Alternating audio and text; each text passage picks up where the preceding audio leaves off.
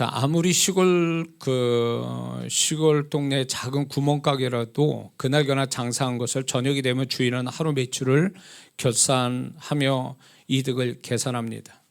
그 결산으로 다음 어떤 물건을 더 갖다 놔야 할지, 어떻게 장사할지를 생각하게 되죠.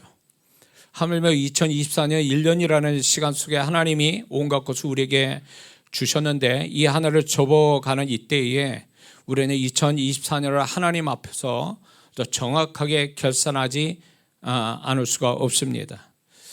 만약 음식 가게가 하루에 결산 없이 다음날 장사를 한다면 그 다음날 장사를 망칠 수도 있습니다. 그것처럼 우리가 이 한 해를 하나님 앞에서 정확하게 결산해야 다음 해 2025년엔 더 나은 결산을 할 수 있다는 걸 우리는 잊지 말아야 됩니다. 그럼 2024년 정리되어야 할 이때에 우리는 하나님 앞에 무엇을 결산해야 될까요? 그것은 오늘 주님이 비유하신 집 나갔던 아들이 돌아오게 된 이 한 가정의 세 사람을 통해서 세 가지 질문으로 2024년 1년 무엇을 결산해야 될지 알아보려고 합니다. 먼저 첫 번째는 자신이 1년 동안 가진 시간으로부터 시작해서 물질, 건강 여러 가지들을 하나님 앞에서 우리가 어떻게 사용하였는가를 스스로 질문하고 이것을 결산해야 된다는 것입니다. 이 부분에 대해서 우리가 읽은 본문에 이 집안의 세 사람을 통해서 우리 자신은 어떤 유형의 사람으로 결산하는 자인지를 살펴보려고 합니다.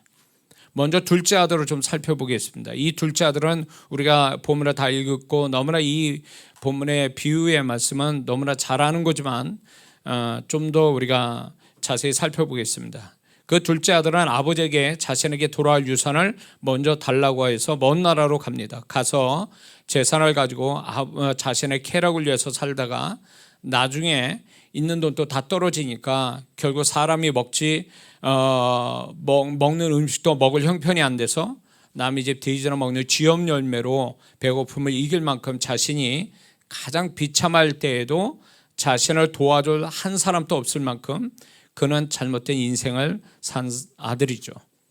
이 아들은 자신이 가진 귀한 재물과 시간을 다 사용하였지만 누구에게도 도움이 안 되게 재산과 시간을 낭비한 사람입니다.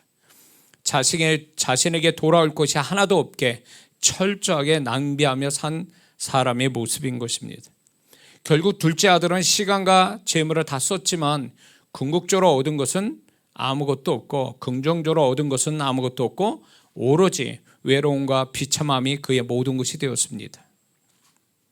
그렇다면 첫째 아들은 어떨까요? 첫째 아들은 11절을 보면 아버지가 각각 재산을 다 나눠줬다고 그랬습니다. 그러므로 이 첫째 아들도 재산이 있었습니다. 그가 아버지로부터 재산을 받고도 친구조차 대접하지 않을 만큼의 인색함을 가지고 있었습니다. 29절을 보면 내게는 염소 새끼라도 주어 나와 내 벗을 즐기게 하신 일이 없다고 그랬습니다. 분명히 이 아들도 아버지부터 재산을 물려받았습니다. 그러나 그는 친구에게 뭔가 베푸는 이런 모습을 보이지 않았다는 것을 그의 고백에서 알 수가 있죠. 그리고 이제 그 첫째 아들은 소식 없어 죽은 것 같았으나 살아서 돌아온 동생을 위해 쓸 줄도 모르는, 오히려 그 동생 위해서 아버지가 쓰는 거에 대해서 아까워하는 태도를 가지고 있었습니다.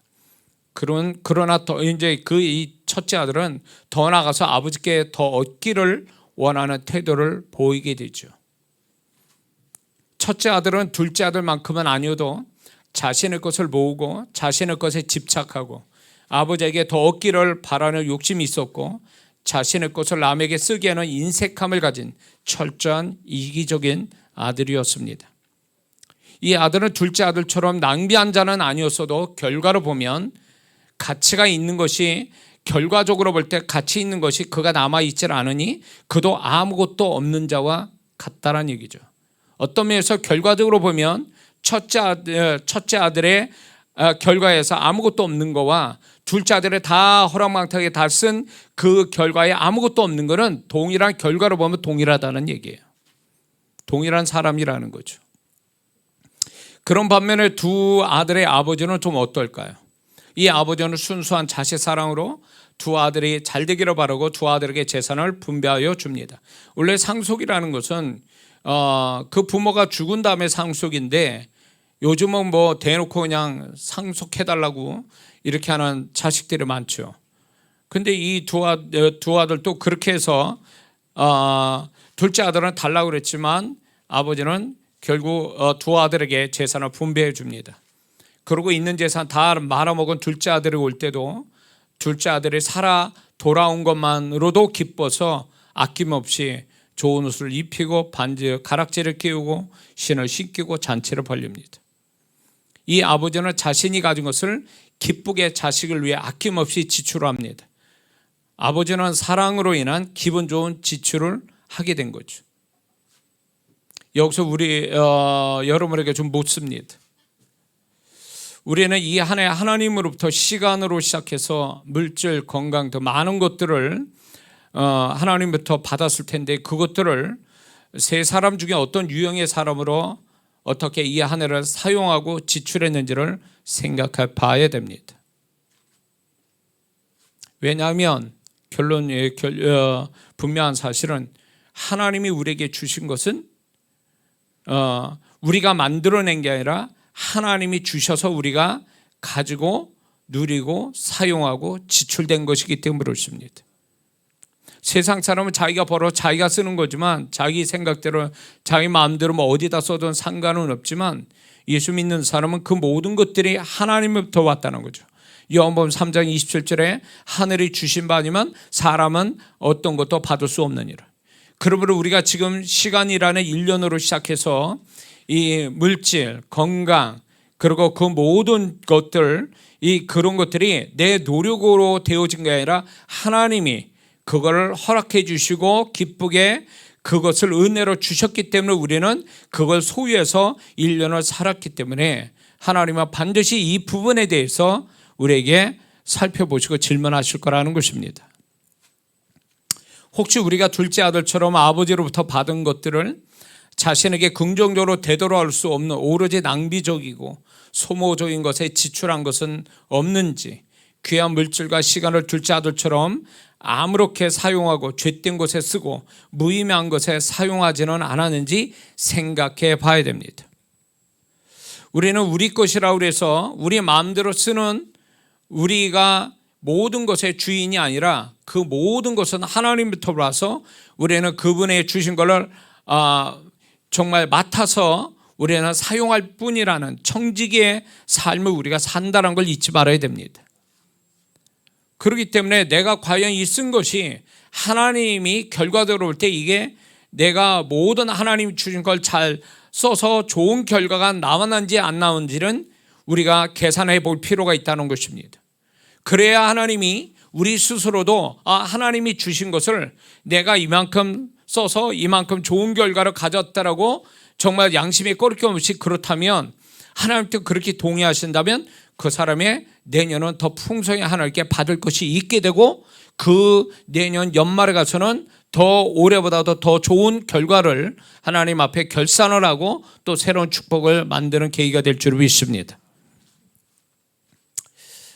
우리는 하나님이 주신 것들을 하나님이 계산해 줄 만하고 칭찬과 축복을 주실 수 있는 것에 지출하였는지 아니면 단지 낭비되어 그냥 사라져버린 것이 없는지 생각해 봐야 됩니다. 어느 쪽에 지출이 많은지를 생각해 봐야 한다는 것입니다. 하나님이 주신 것에 과연 그만큼의 가치 있는 것에 지출을 하였는지 우리는 살펴봐야 됩니다. 왜 시간과 물질을 얘기하냐면 인간의 절대적으로 필요한 두 가지는 시간과 물질이거든요. 이 두 가지 쓰는 걸 보면 나머지 것은 이 사람이 어떻게 썼는가는 뭐 불을 보듯 뻔하다는 거죠. 하나를 보면 열을 아는 것처럼. 저는 지금도 그렇지만 제 박 목사가 저한테 나는 항상 이런 마음이 있어요. 나는 게으르게 살았다. 나는 하나님 앞에 게으르게 살아서 그거에 대한 죄책감이 있다고 제가 제 아내한테 얘기하면 제 아내가 이제 그 위로 아니면 어떤 격려 차원에서 당신은 열심히 살았다고 지금까지 열심히 살은 거라고 그렇게 얘기해서 제가 좀 위로는 됐지만 하나님 앞에서 하나님이 나한테 주시는 그런 시간과 물질에 대해서 과연 나는 하나님이 그 쓴 것만큼의 그 이상의 그 이상을 바랄 것 없고 그것만큼이나 하나님 앞에 부끄럽지 않게 그분 또 인정해주고 칭찬할 만하고 기뻐할 것들이 남겨졌는가에 대해서 저는 늘 생각하고 살게 되거든요. 그거는 그렇게 생각 안 할 수가 없는 거예요. 왜냐하면 그게 모든 것이 내 것이 아니기 때문에. 그분이 나한테 시간 주시고 물질 주시고 건강 주시고 이 모든 것들이 결국 그분이 나에게 주신 거지 내가 만들어낸 게 아니거든요. 그러다 보니까 그분은 반드시 우리에게 주신 것에 대해서 또 맡겨주신 것에 대해서 반드시 그분은 살펴보신다고 분명히 말씀하죠. 누가복음 12장 48절에 무릇 많이 받은 자에게는 많이 찾을 것이요 많이 맡은 자에게 많이 달라 할 것이라. 분명히 여기서 하나님이 이렇게 말합니다. 많이 받은 자라고 그랬습니다. 자기가 만들어낸 자라고 얘기하지 않습니다. 주님 말씀할 때. 그리고 뭐라 하냐면 많이 맡은 자라고 그랬어요. 맡은 자라는 것은 많이 맡은 자가 있다라는 거야. 맡겨준 자가 있다라는 거죠. 그게 우리 하나님이에요. 그런데 그 많이 맡겨준 그 하나님 앞에 하나님 뭐라냐? 많이 달라 할 것이다. 이렇게 말씀하고 있단 말이에요. 그렇기 때문에 우리가 지금 소유하고 있는 것들, 그 모든 것들이 내 마음대로 다 쓰고 그냥 다 쓰고 다시금 또 받고 그래서 뭐 결산 없이 또 내년을 살아가는 이런 사람은 세상 사람 또 그렇게는 안 살거든요. 근데 하물며 예수 믿는 사람이 치밀하게 이런 것들을 12월에 우리가 이런 거를 하나님 앞에 결산을 하지 않는 채 치밀한 정확한 결산을 하지 않는 채 그냥 막 마음이 들떠가지고 사람 만나고 뭐 시간 뭐 이렇게 저렇게 막 보내고 성탄절에 주님을 기억하지 않고 자기 멋대로 막 즐겁게 그런 시간으로 보낸다면 이 사람은 분명히 잘못되어 있는 사람이에요. 우리가 이 12월을 중요하게 여기는 이유가 뭡니까? 이 한 해의 끝이기 때문에 이 끝의 시간들을 우리는 의미를 두지 않습니까? 어느 달보다도 어느 시간보다도. 그것처럼 하나님도 그렇게 하신다는 거예요. 너희가 그렇게 중요하게 여긴다면 나도 중요하게 여긴다라는 거예요.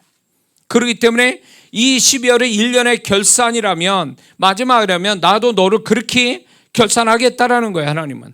그럴 때 우리는 그분 앞에서 하나님 나한테 이런저런 걸 주셨는데 내가 이런저런 거를 맡겨주셨는데 이런 거를 받았는데 하나님 제가 이렇게 했습니다라고 그분 앞에 말할 수 있는 자가 되어야 되는 거예요. 믿습니까? 이거를 이 한 해 가기 전에 그분한테 말을 해야 돼요. 고백해야 돼요. 내가 잘 썼으면 하나님 제가 이만큼 썼습니다.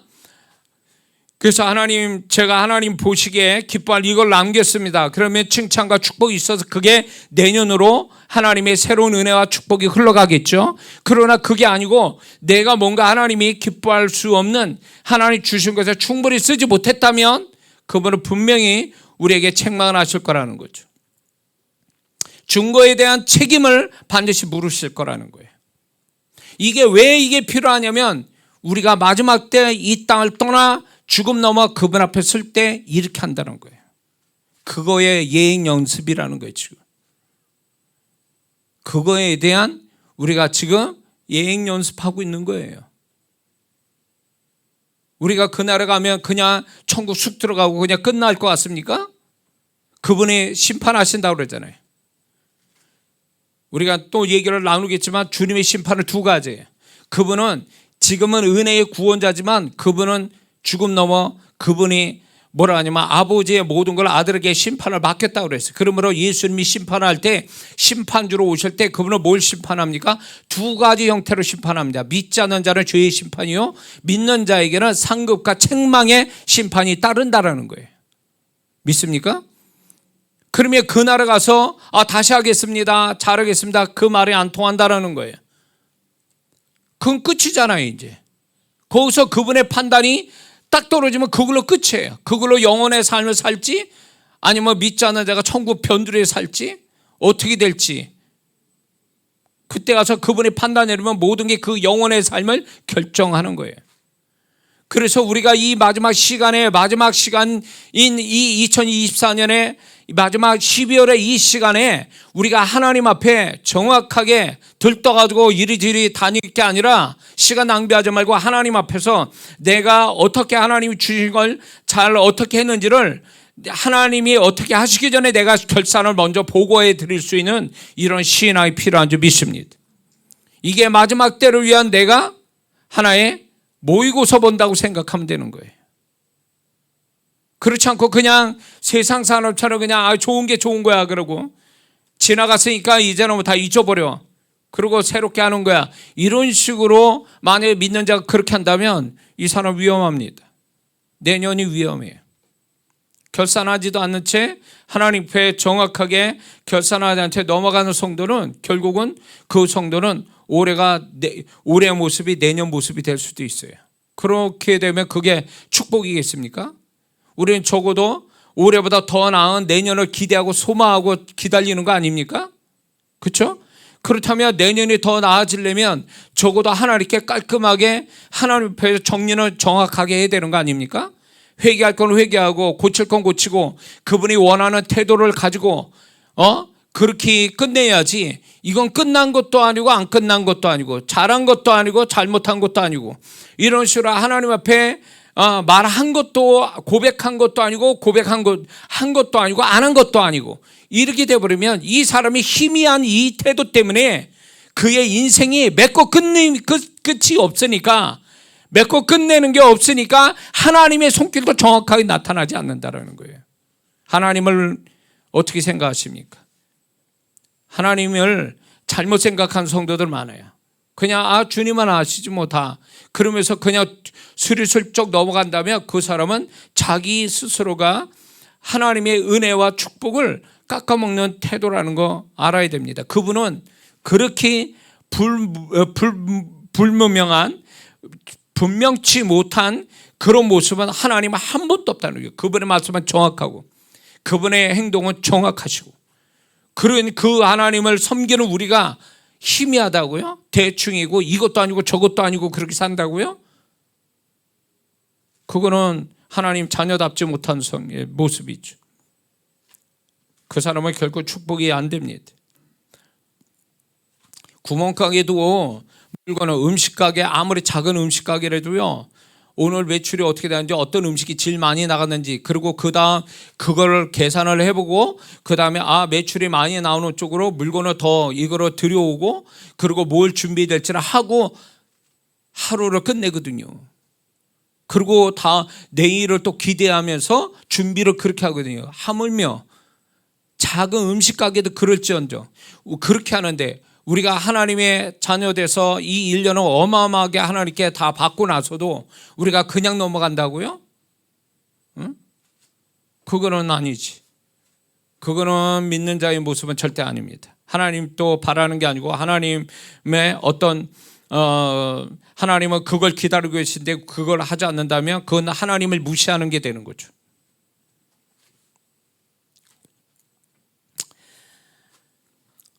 자, 우리가 이제 첫째 아들을 좀 살펴보겠습니다. 첫째 아들을 통해서 우리 모습을 좀 혹시 있는지 살펴보는 것은 뭐냐면 이 첫째 아들은 오로지 모으는 데만 신경 쓰고 더 얻기만을 바라고 하나님께 드리고 다른 사람에게 지출하는 건 인색함을 가지고 외면하거나 지출할 줄 모르는 이기적인 첫째 아들의 모습에서 또 우리 모습이 있지 않는지 좀 살펴봐야 됩니다. 자기 것만 챙기고 모으고 그거 가지고 즐거워하고 다른 사람한테는 주변을 돌아보지 않고 이 첫째 아들은 자기 동생도 자기 아버지도 전혀 모르는 사람이에요. 이게 가족관계로 볼 때 이 첫째 아들이 오히려 둘째 아들보다 더 문제가 심각한 아들이죠. 이렇게 왜 그럴까요? 이 첫째 아들은 이기적인 거예요. 전혀 주변을 돌아보지 않습니다. 최소한의 관계에 대한 상식적인 태도도 없는 거죠.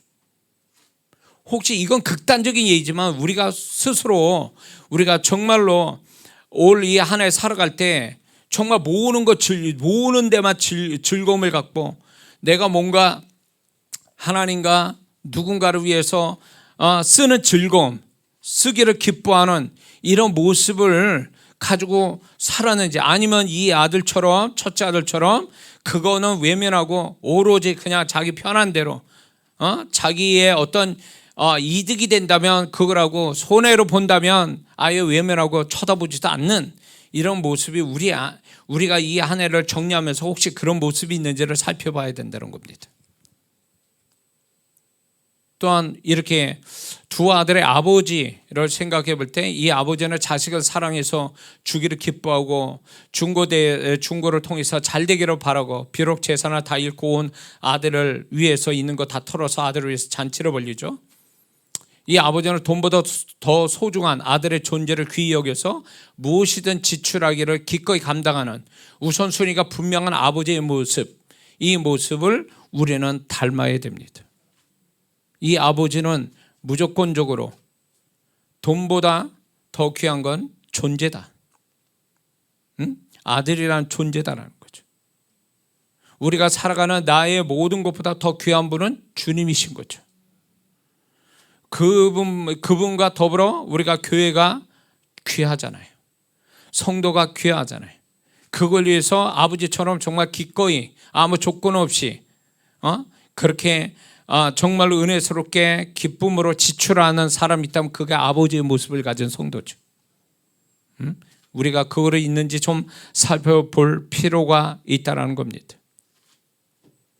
두 번째 질문은 이런 겁니다. 지금까지 어떠한 마음의 상태를 가지고 살았고 지금 마음 상태는 처음보다 더 나은지 그렇지 않은지를 이것을 스스로 질문하고 이것에 대해서 결산을 해야 된다는 것입니다. 이 본문의 둘째 아들을 보면은 이 아들은 정말 세상 말로 개고생을 했죠. 그렇게 하더니 처음과 다르게 그는 올바른 깨달음을 가지고 자신의 잘못된 마음과 행동을 이제 버리고 이제 드디어는 자기를 축복할 생각을 갖게 되죠. 자기가 죄를 지었다고 하늘과 아버지께 죄를 졌다고 그런 얘기하죠. 그러면서 그는 생각으로 끝나는 게 아니라 새로운 결단을 하죠. 아버지께로 돌아가야 되겠다. 그리고 그는 회개를 합니다. 아버지께 죄를 얻었다고 하면서 회개의 마음을 갖습니다. 또 겸손한 마음을 갖습니다. 아들로 봐주지 않고 품꾼으로 봐달라고 하는 이 겸손함을 가지고 자기의 축복된 방향으로 행동을 합니다. 이 둘째 아들은요, 비록 재산과 시간을 잃었지만 분명 처음보다 나은 마음, 축복된 마음을 가지고 있었다라는 것입니다. 여기서 우리가 키포인트는 바로 그겁니다. 우리가 이 한 해를 살아가면서 처음보다 더 나은 마음을 가지고 왔는지 이걸 좀 살펴볼 필요가 있다는 거죠.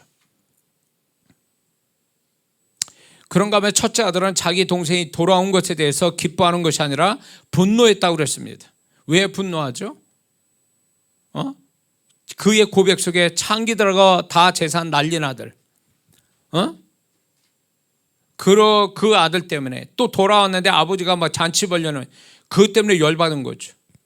그게 열받을 일인가 할 때 이 첫째 아들은 뭐가 우선이었습니까? 동생이란 존재가 우선이 아니라 돈이 먼저였다는 거죠. 돈이 우선순위였단 말이에요. 그거는 분명히 악한 마음입니다. 그는 동생보다 재산이 우선이었고 그것이 아버지에게 원망하는 데까지 갑니다. 이기적이면서도 상식마저도 없는 아들이죠. 그는 분명 처음보다 더 나쁜 마음을 가지고 있었습니다. 그 둘째 아들을 갖고 같이 살았을 때보다도 지금 이 첫째 아들은 더 악한 마음을 가지게 된 거죠. 세월이 흘러갔는데 그 첫째 아들은 더 악한 마음을 가지게 된 겁니다. 어떤 면에서 이 첫째 아들이 둘째 아들보다 더 잘못된 마음을 가지고 있는 자죠. 그런가 하면 아버지는 이 두 아들의 아버지는 세월이 가도 변함없는 자식을 향한 사랑의 마음, 20절을 보면 측은히 여겼다고 그랬습니다. 그리고 32절을 보니까 아들이 돌아온 걸로 즐거워하고 기뻐했다고 그랬습니다. 그리고 그 두 아들을 용서하는 좋은 마음을 가지고 있다는 걸 보여주고 있습니다. 이 세 사람을 통해서 우리는 스스로 우리가 정직하게 좀 물어보아야 될 것이 있습니다. 지금 마음 상태가 이 한 해 시작하기 전보다 더 나아졌는지 아니면 더 나빠졌는지, 마음 상태가 좋아졌으면 무엇 때문에 좋아졌는지, 나빠졌다면 무엇 때문에 나빠졌는지를 생각해 봐야 된다는 것입니다. 우리는 이렇게 한 해를 접으면서 난 그 인간 때문에 그 사람 때문에, 그 일 때문에 내가 이렇게 속상하고 상처받고 내가 이렇게 괴로워하고 내가 우울한 거, 이런 거를 정당화시킨다면 이 사람은 아직도 모르는 사람이. 정말 이 사람은 신앙생활을 그런 식으로 모든, 나는 잘 살려고 그러고 나 잘하려고 그러는데 사람이 나를 괴롭혔어. 그 일이, 그 사람이, 그 환경이 나를 이렇게 못되게 만들어서 누구 책임으로 돌리는 거예요? 그러면 그게 하나님 앞에까지도 그게 그 핑계와 이유가 그 하나님에게도 통할까요? 안 통한다는 거예요. 하와가 분명 자기 손으로 선악과를 따먹었어요. 그러나 그가 뱀을 핑계댔죠. 아담은 하와를 핑계대고 하와는 뱀을 핑계댑니다. 그런다고 그래서 하나님이 그래 나 이해해 그런다고 그래서 하나님이 그 저주가, 그분의 징계가 거둬졌습니까? 안 그렇잖아요. 어리석은 세상 사람도 그렇고 특히 예수 믿는 사람이 모든 걸 나를 이 지경으로 만들고 내가 내 마음이 지옥되게 만드는 그 무언가를 자꾸 탓하게 된다면 이 사람만큼 불행한 사람이 없는 거예요. 이거는 하나님도 안 통하는 얘기예요. 끝없이 그런 사람은 자기의 뭐가 있냐면 피해의식 속에 살아가는 거예요. 그렇게 되면 정신적 불구를 가지고 세상을 살아가는 거죠. 몸은 멀쩡한데. 과연 그게 맞는 걸까요? 우리가 뭔가 지금 이 처음보다 마음이 더 나빠졌는지 좋아졌는지 무엇 때문에 한번 정리를 해볼 필요가 있습니다. 자기 마음은 자기가 알잖아요. 나빠져서 뭐 때문에 나빠지고 좋아지면 뭐 때문에 좋아지는지 그걸 찾아서 나빠진 거는 이제 그 마음이 나빠진 것은 소멸시키려고 뭔가 생각을 바꿔야 되고 내가 어떤 것에 마음이 좋아졌다면 그것만 또 내년에 또 하면 되는 거잖아요. 그래서 그 마음이 어디에도 흔들림이 없고 어떤 내 마음이 악하게 어둡게 돌아가지 않도록 자기를 좀 더 이렇게 자기 마음을 지켜가는 지혜로운 사람이 돼야 된다는 거죠.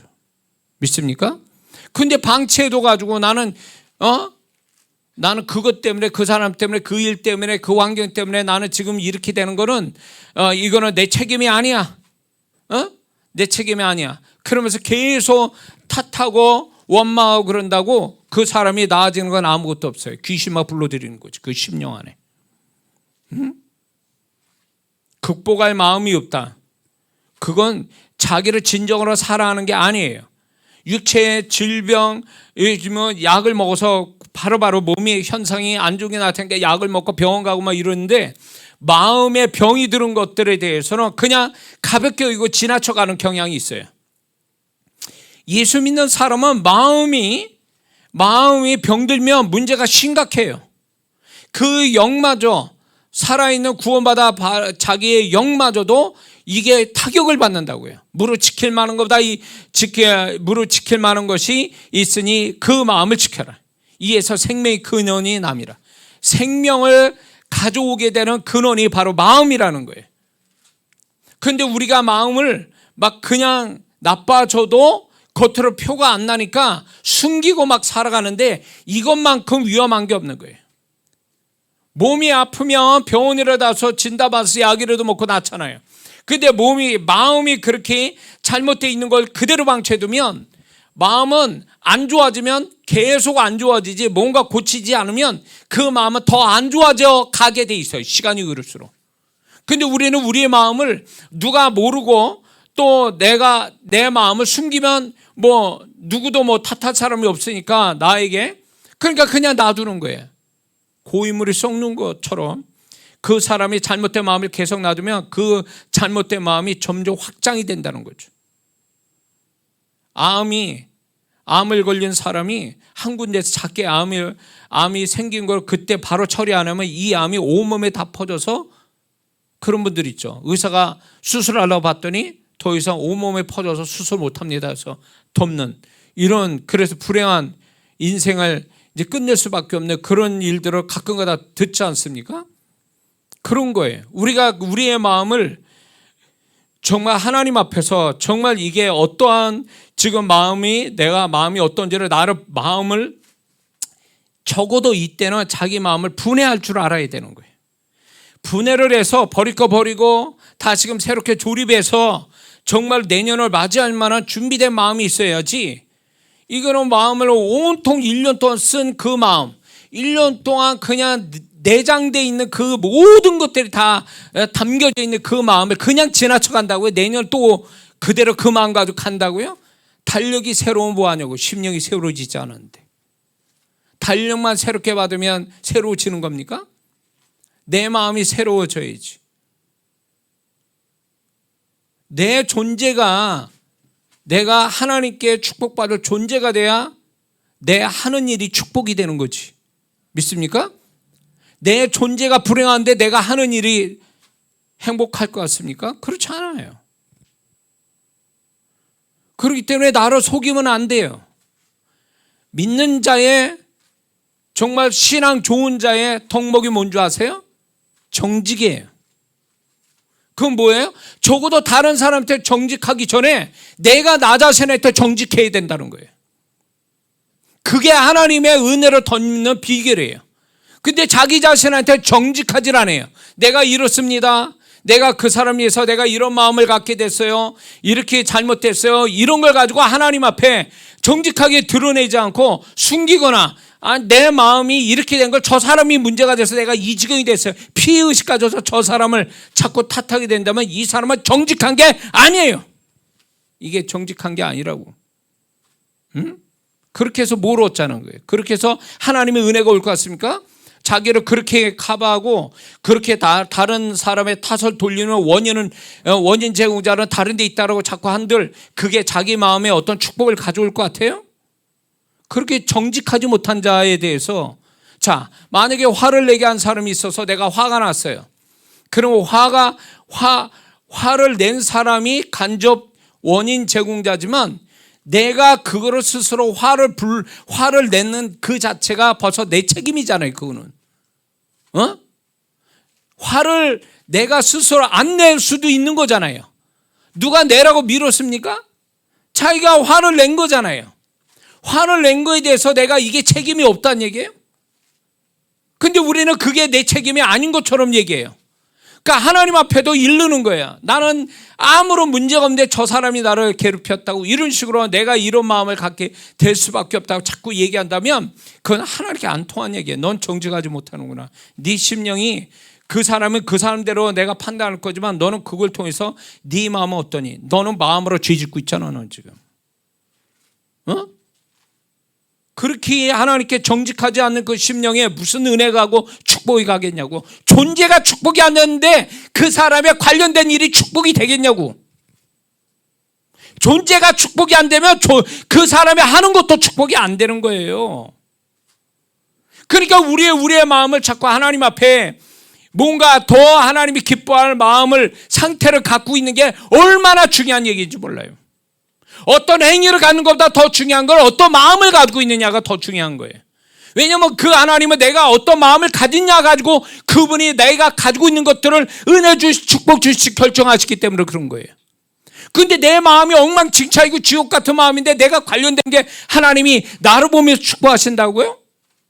내가 지옥 같은데 내가 가지고 있는 게 축복이 되겠냐고. 그분은 어떻게 하실 것 같아? 네 마음부터 뜯어 고쳐라. 네 마음이 그렇기 때문에 내가 너의 것을 축복할 수가 없다, 이런 거 아니에요.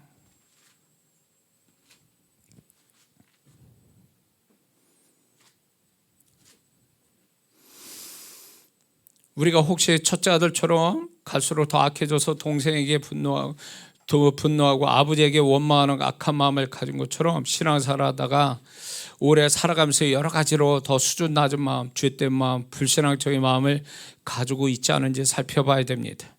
그건 누구 탓하면 안 돼요.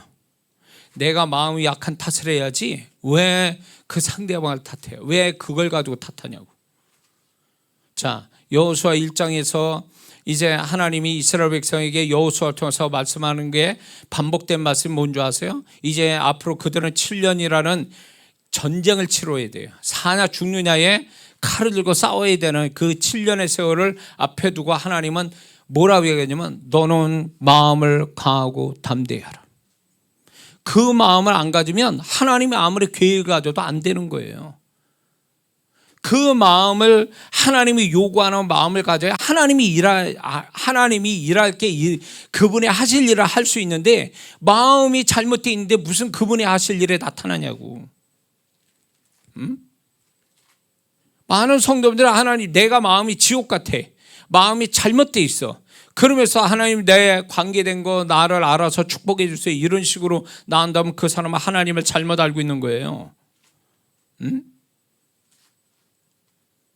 냉정하게 하나님 앞에 냉정하게 자기를 객관적으로 좀 들여다볼 시간이 바로 이때예요.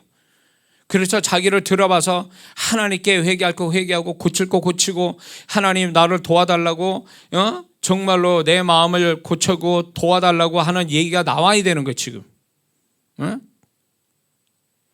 근데 12월 달에 마귀는 어떻게 우리 유혹한 줄 아세요? 다 모든 게 좋게 보여.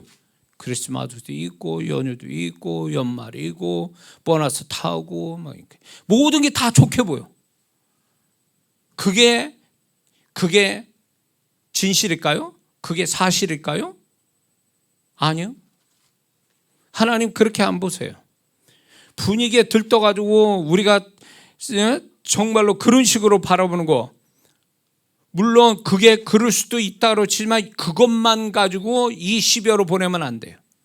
하나님 앞에 내가 냉정하게 내가 어떤 모습을 가졌는지를 하나님 앞에 내가 결산하는 이 시간이 얼마나 중요한데요. 들떠가지고 사람 만나고 이렇게 만나고 음식점 뭐 회식하고 다 좋아요. 그게 과연 내년에 뭘 줄 것 같아요? 내년에 무슨 영향을 주냐고. 그게 나한테 그때뿐이지. 그러나 이거는 하나님 앞에 결산을 제대로 하게 되면 이거 가지고 하나님은 내년에 우리를 어떻게 은혜 주시고 축복할지를 결정하신다면 우리가 정말 그거는 신중하게 생각하고 하나님 앞에 그 시간을 보내야 된다는 거예요. 믿습니까? 우리는 적어도 둘째 아들처럼 어려움을 통해 올바른 깨달음을 얻고 자신을 축복할 생각을 가지고 새로운 결단하며 더 겸손해지고 자신을 축복할 행동으로 옮기며 살아가는 그것이 중요하죠. 정말 우리가 그래 왔느냐는 거예요. 지금까지 둘째 아들처럼. 비록 그는 실수를 했지만 결국 그것만큼의 어떤 자기의 변화를 가져오기 위해서 그 마음의 변화와 행동을 한 그 사람 모습이 우리에게도 있었냐는 거예요. 응? 기도에 게으른 거에 대해서 기도를 좀 더 해야겠구나. 말씀에 순종을 안 했던 사람이 내가 순종을 좀 해봐야지. 예배를 제대로 드려야 되겠구나. 그래서 예배를 정신 차리고 좀 졸지 말고 예배를 잘 드려야지. 그러면서 예배를 드려 정말 드린다면 이게 둘째 아들의 모습인 거예요.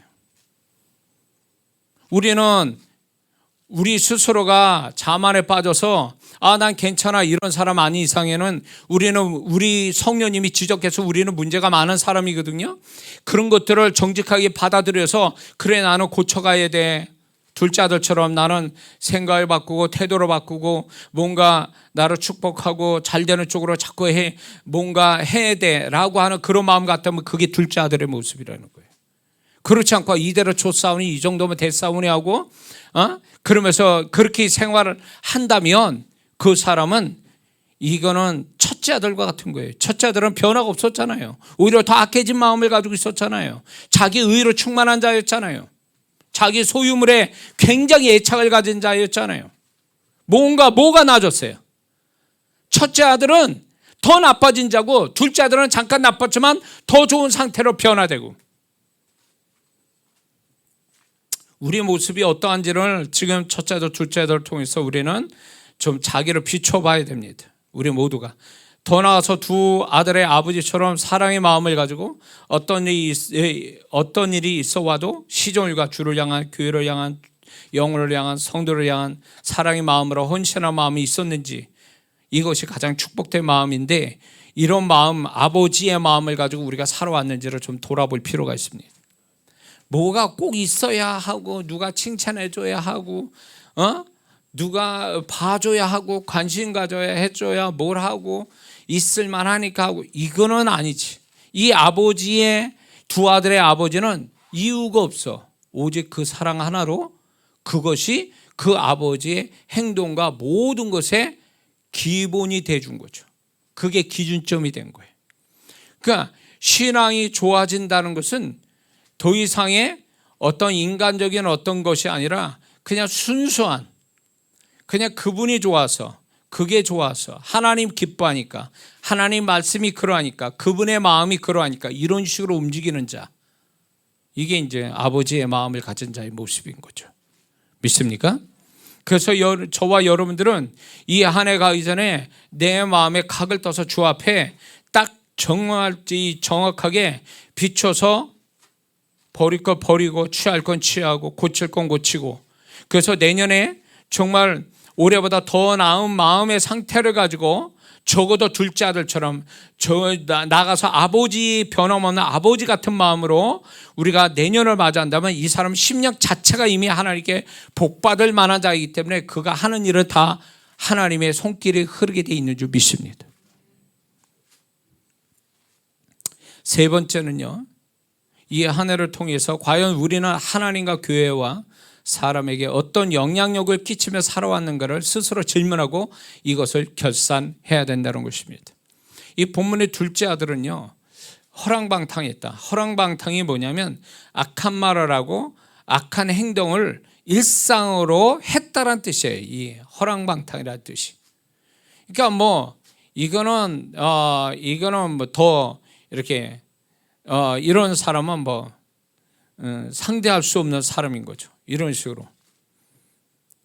그래서 다른 사람까지 같이 범죄하고, 혼자 범죄했겠습니까? 혼자 죄짓고 살아겠냐고. 이 둘째 아들이 분명 같이 동조한 사람도 있을 거잖아요. 그러니 이 둘째 아들은요, 죄악된 영향력을 가지고 있는 거예요. 자기만 죄짓는 게 아니라 남들도 죄짓게 만드는 죄악의 영향력을 가지고 있는 거죠. 그러다가 망했어요. 망하니까 남에게 도움이나 구하는 불쌍한 영향력이 되어진 거죠. 나 도와주세요. 이런 영향력밖에 없었다는 거예요. 그전에는 죄악된 영향력만 있다가 불쌍한 영향력, 누구도 도와주지 않을 만큼의 무의미하고 무가치한 존재를 전락해버린 거죠.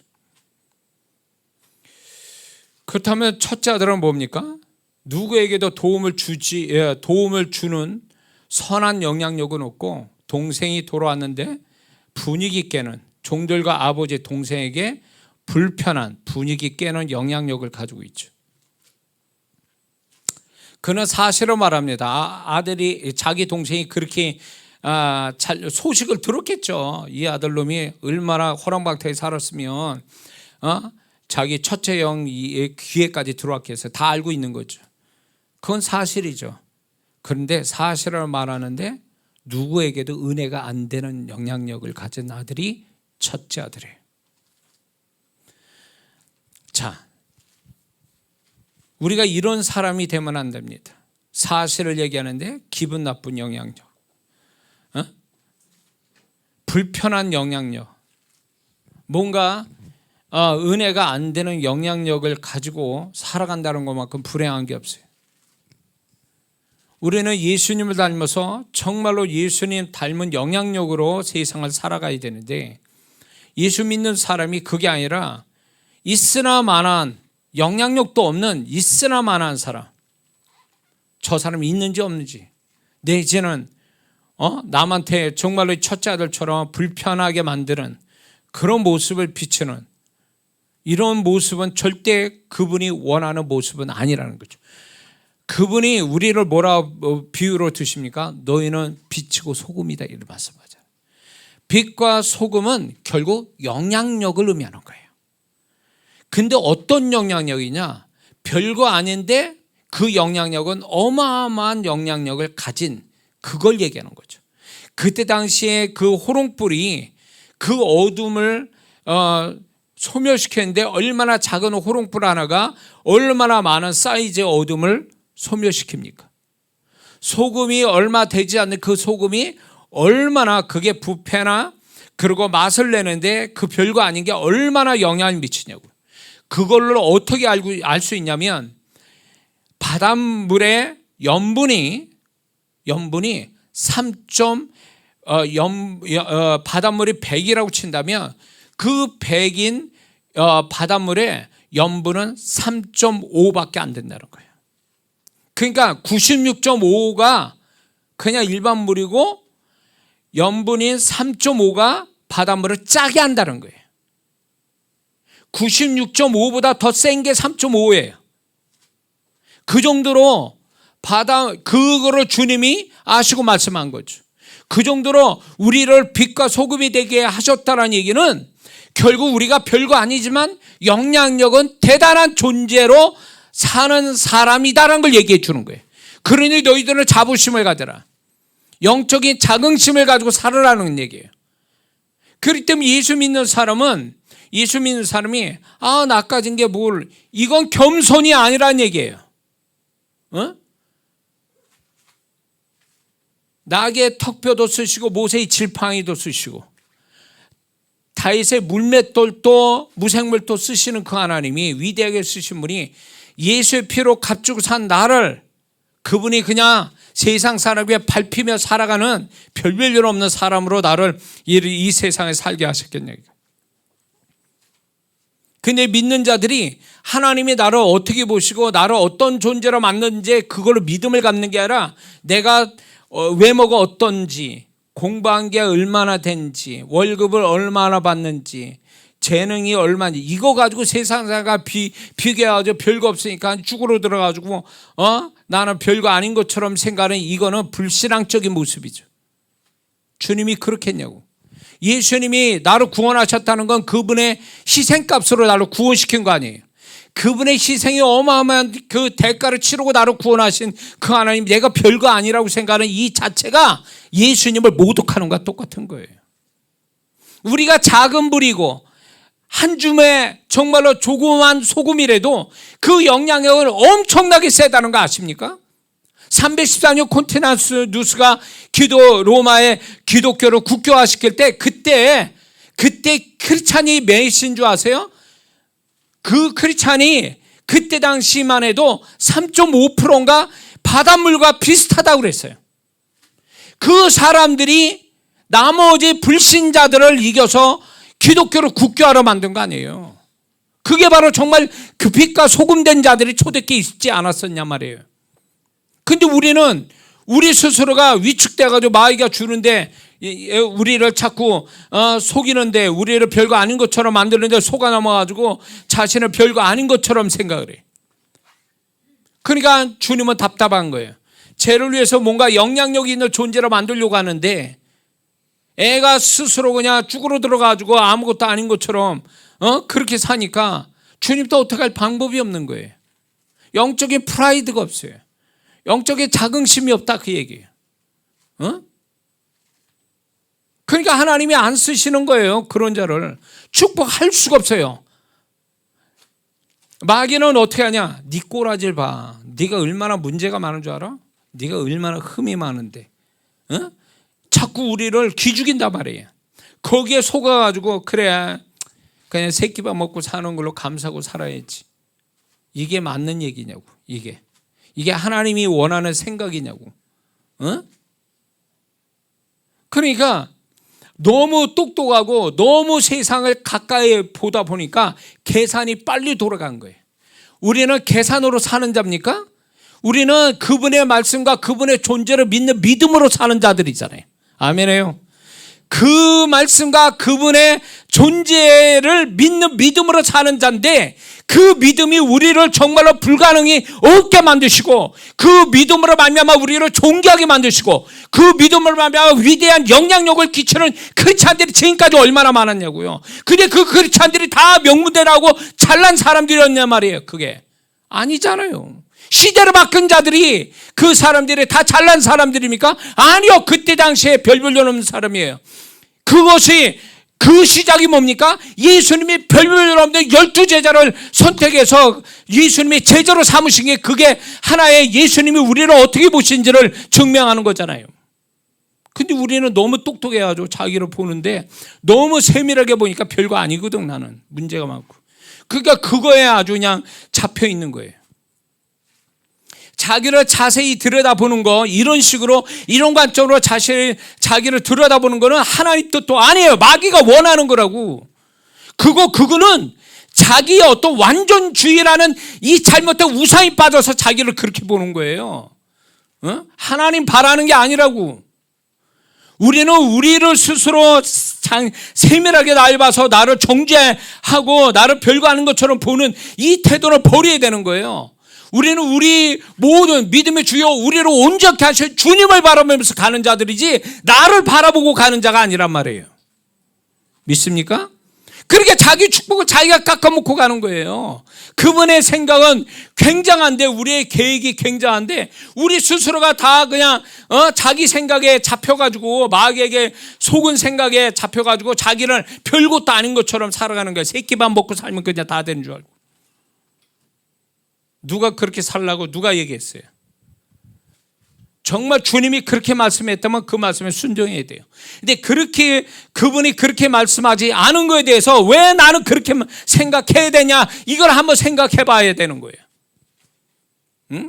지금 어떤 상태든 상관없어요.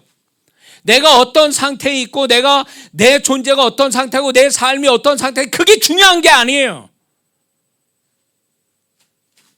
내가 너를 어떻게 생각하고 내가 너를 어떤 존재라고 말했니? 우리는 거기다 목숨을 걸고 사는 자란 말이에요. 그분이 생각하는 대로, 그분이 말씀한 대로 거기다 목숨을 거는 거예요. 그러니까 그렇게 하니까 세상 사람이 나를 비웃죠. 꿈꾸는 자처럼 얘기하지만 그게 꿈이 아니에요. 하나님이 그렇게 만들어 주신다는 거예요. 네가 그 믿음만 있다면 내가 너를 그렇게 만들어 주겠다라는 거예요. 그래서 그 위대한 하나님의 사람들이 처음에 다 별볼일 없는 사람들이었지만 그 하나님의 온전케 하신 그분을 붙들고 그분의 말씀 붙들고 그분의 비전을 붙들고 살아가니까 세상 사람이 비웃었지만 결국은 주님이 그 편에 서서 그를 세우니까 놀라운 일들을 하는 사람 됐잖아요. 다윗이 그런 사람 있잖아요. 그때 흔한 양측의 한 청소년이었잖아요.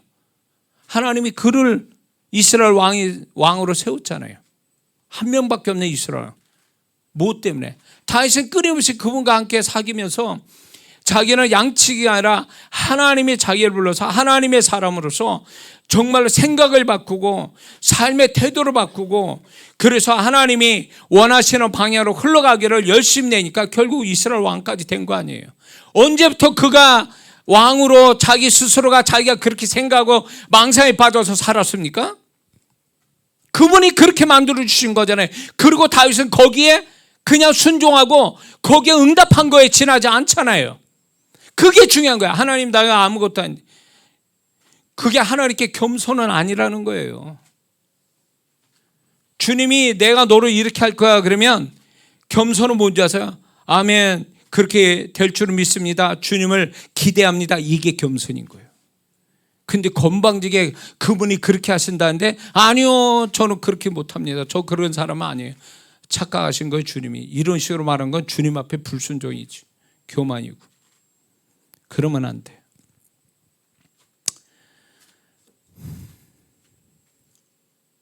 이 두 아들의 아버지는 둘째 아들에게도 종들에게도 기분 좋은 선한 영향력을 보이고 기쁨을 주는 영향력을 나타내고 있고, 둘째 아들을 변화로 줄 수 있는 영향력을 가지고 있었습니다. 이 아버지는 그렇잖아요. 아들이 왔어요. 그 집 꼬라고 왔는데 아버지가 기분 나빠서 쳐다보지 않았다면 이 아들은 어떻게 했을까요? 그 집에서 떠날 수밖에 없죠. 그 집으로 살다가 죽었겠죠. 근데 이 아버지는 그 아들을 품고 그리고 그 아들을 받아줌으로 인해서 이 아들이 진정으로 진짜 변화를 주는 사람은 결국 그 아버지였던 거죠. 그 아버지의 사랑의 마음이 이 아들을 변화시킨 거죠. 그래서 어떤 때는 이런 게 이 아버지의 모습을 보면서 저는 무슨 생각이 드냐면, 그래, 올바른 판가름보다 더 중요한 건 참고 품어주는 것이 오히려 그게 그 사람한테 축복이 되고 내가 그것이 그 사람에게 선한 영향력을 끼치는 모습이 될 수도 있다는 걸 목회하면서 어느 순간에 알게 됐어요. 저는 목회 초반에는 성도를 정확하게 가르친다고 듣거나 말거나 내가 정확한 그분의 음성 또 책망 이런 얘기를 했단 말이에요. 틀림없는 얘기거든요. 주님도 동의하실 수 있는 얘기예요. 그러나 중요한 건 그 영혼이 듣고 그 영혼이 변화되고 축복됐냐? 아니요. 교회를 떠났어. 그 뭐예요 그러면? 나는 무슨 영향력이에요? 교회의 성도를 쫓아내는 영향력이잖아요 제가. 그리고 보면 목사가. 그거 아니다 싶은 거죠. 그래서 그래 할 말은 있어도 참고 기다려주고 그리고 품어주는 것이 그게 진정한 영향력이 되겠다라는 걸 나중에 알게 되고 그걸 잘하는 게 박 목사예요. 이 옆에서 보고 저도 이제 배웁니다. 목사는 뭔가 가르쳐야 되니까 잘못된 거 보면 저는 또 꼴을 못 보니까 막 얘기해야 되고 막. 근데 결국은 그게 좋은 게 아니더라고. 좋은 게 아니었던 거예요. 첫째 아들처럼 사실을 얘기하지만 은혜가 안 되는 영향력인 거죠. 저도 그렇더라고요. 우리가 올바른 말을 하고 내가 올바른 행동을 하는 것이 영향력이 아니라 과연 결과에 가서 좋은 선한 긍정적 어떤 결과가 나오느냐 따라서 그게 정말로 영향력이 좋은 영향력이냐 아니냐를 결정할 수 있다는 거죠. 대놓고 그냥 당신 잘못했으니까 그러면서 막 얘기를 하는 그래서 그 사람이 받아들이면 다행인데 안 받아들여서 그 사람이 오히려 더 상태가 안 좋으면 그건 말 하나 마나인 잘못된 첫째 아들 같은 불편스러운 영향력이죠. 그 영향력에 의미가 없다는 거죠. 그런데 예수님께서 빛과 소금을 비유하신 게 아주 의미심장한 게 뭐냐면 빛과 소금의 공통점이 뭔지 아세요? 소리가 없다는 거예요. 소리가.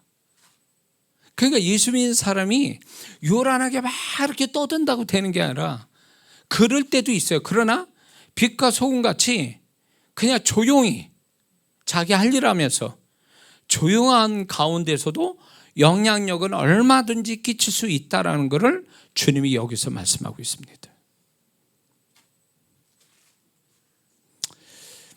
그래서 저는 이 영향력의 문제에 있어서 우리가 이 한 해를 접으면서 하나님과 교회와 내 주변의 사람에게 어떤 영향력을 가지고 살았는지를 한번 생각해 봐야 된다는 거죠. 혹시 둘째 아들처럼 죄된 영향력, 도움이 주는 것이 아니라 도움을 구하는 불쌍한 영향력이 아니지, 있어는 만한 그런 사람은 아니지, 첫째 아들처럼 분위기 있게는 불편한 영향력을 가지고 있지는 않은지, 은혜가 안 되는 영향력을 내가 그동안 보이질 않았는지, 그렇지 않으면 아버지처럼 하나님과 교회와 주변 사람에게 선한 영향력, 기쁨을 주는 영향력, 사람을 변화시켜 줄 수 있는 영향력, 이거 가지고 이 한 해를 살아왔는지, 우리가 어떤 행동을 했느냐, 어떤 말을 했느냐, 이거보다 더 어떤 관계를 가졌냐, 그거보다 더 중요한 건 나로 인해서 어떤 영향력이 나타나는지, 그 결과가 좋은 영향력인지 어떤 영향력인지, 그 영향력의 결과가 있었는지 없었는지를 살펴보는 것이 필요한 줄로 믿습니다. 결론을 맺습니다.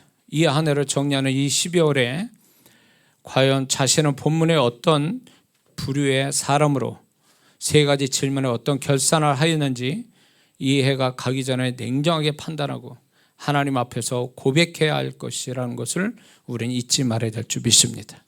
그래야만이 비로소 내년에는 더 나은 결산을 할 수 있는 성도가 될 수 있다는 걸 잊지 말아야 될 줄 믿습니다. 제가 늘 말씀드리지만 이 12월은 생각을 해야 되는 달이지 생각 없는 12월을 보내서는 안 됩니다. 하나님 앞에 생각을 가지고 하나님 앞에 이 세 가지 스스로 질문해서 하나님이 주시는 메시지를 듣고 정리정돈을 잘해서 우리는 내년을 기대하는 복 있는 자들이 되될 줄 믿습니다. 기도하겠습니다.